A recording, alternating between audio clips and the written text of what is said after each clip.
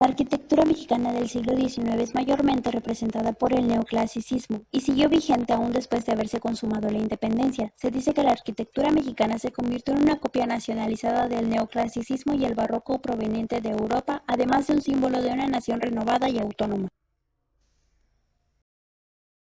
Después de la consumación de la independencia de México, la arquitectura no era prioridad para la nación, ya que el aspecto político del momento ocupaba toda la atención, pero como consecuencia, estas nuevas actividades políticas requerían de espacios propios, como la Cámara de Diputados en la parte posterior del Palacio Nacional. Después de la consumación de la independencia de México, la arquitectura no era. Entre 1821 y 1838, la actividad constructiva sufre un receso por ser un país recién liberado e inexperto aún. Para 1847, la lucha entre conservadores y liberales, la Reforma y el Segundo Imperio provocan que continúen las condiciones de precariedad. En este tiempo solo es posible encontrar manifestaciones arquitectónicas aisladas, sin contexto ni estilística entre ellas y que repiten constantemente las mismas soluciones. La característica que une a las edificaciones de esta época es la manera en la que se manifiesta en forma visible la independencia y se convierte en una obligación eliminar todo lo referente a España.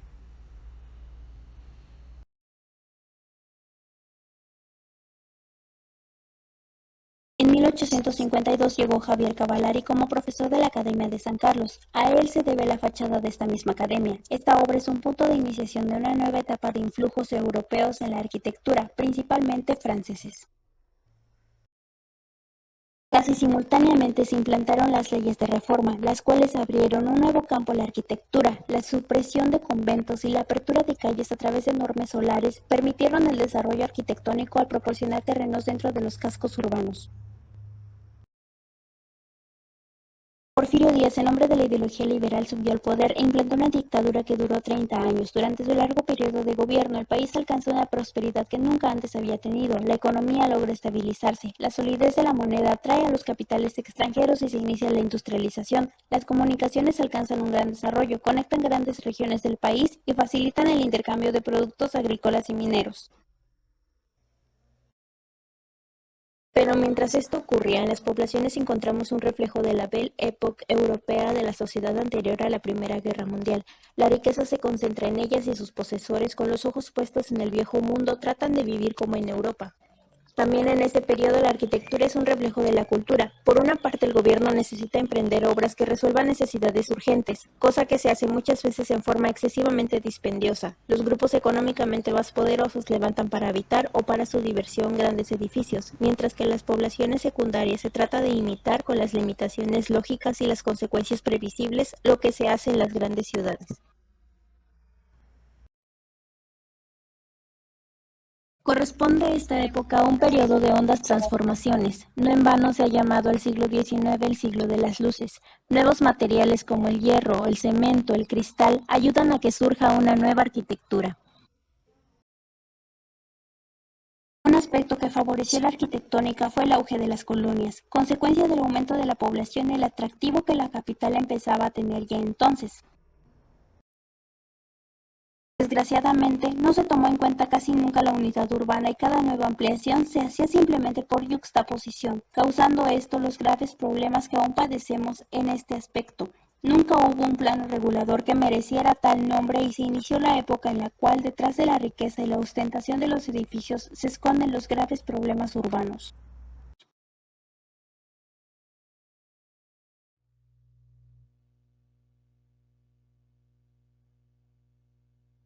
El lugar en donde hoy está el Teatro de San Luis Potosí fue antes parte del Convento del Carmen que ocupaba toda la manzana y del que quedan recuerdos en el antiguo Colegio México y en el Museo Virreinal al lado del templo.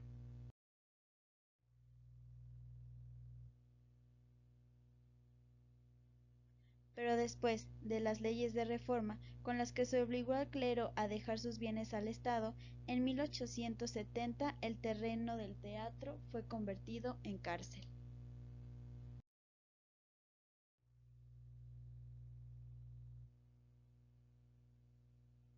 En 1889, siendo gobernador de San Luis Potosí, Carlos Díez Gutiérrez, se empezó a construir el Teatro de la Paz. Según el proyecto de estilo neoclásico del ingeniero José Noriega, el inmueble dominando la Plaza del Carmen se terminó de construir en 1894. Después, a mediados del siglo pasado, sus interiores fueron reconstruidos por los arquitectos Ignacio Algara y Francisco Javier Cosio.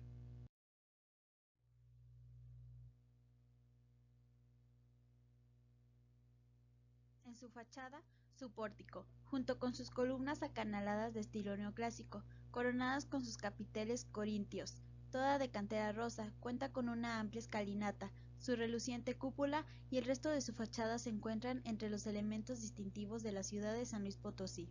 En sus escalinatas se han presentado numerosos artistas, no faltan los payasos y trovadores urbanos que les traen diversión a los visitantes.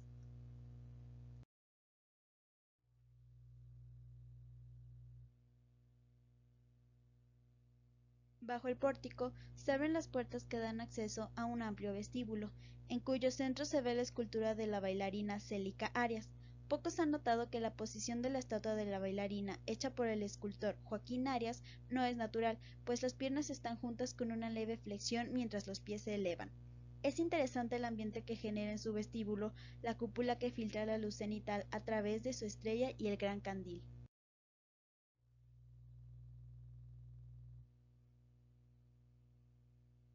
La amplia sala, con 3 localidades, tiene un cupo aproximado de 1.450 asientos. Anexas al teatro están las salas Flavio F. Carlos para conciertos y Germán Gedovius para exposiciones.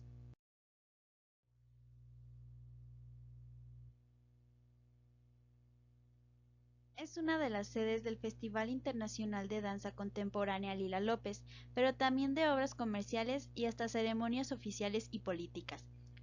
El Teatro de la Paz es un valor histórico de los potosinos. Como ejemplo de la arquitectura del siglo XIX en México, se encuentra el Palacio de la Minería, el cual fue diseñado y construido por el escultor y arquitecto español Manuel Tolsa. Data de 1973, cuando se adquirió la propiedad donde se encuentra actualmente, con la ayuda del virrey Juan Vicente de Güemes.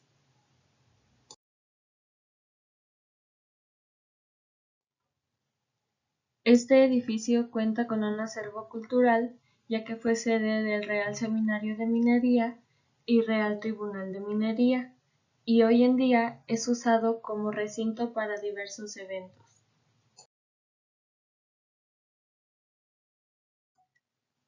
Otro ejemplo de la arquitectura del siglo XIX en México es el Museo Nacional de San Carlos, construido por el arquitecto valenciano Manuel Tolsa entre los años de 1798 y 1805. Principalmente se construyó como edificio residencial. Después de tiempo, el edificio tuvo varios usos, entre ellos fábrica de cigarros, oficina de la Lotería Nacional o sede de la Preparatoria Nacional número 4 de la UNAM, hasta que en 1966 fue inaugurado como el Museo de San Carlos y en el año de 1968 como Museo Nacional por decreto nacional.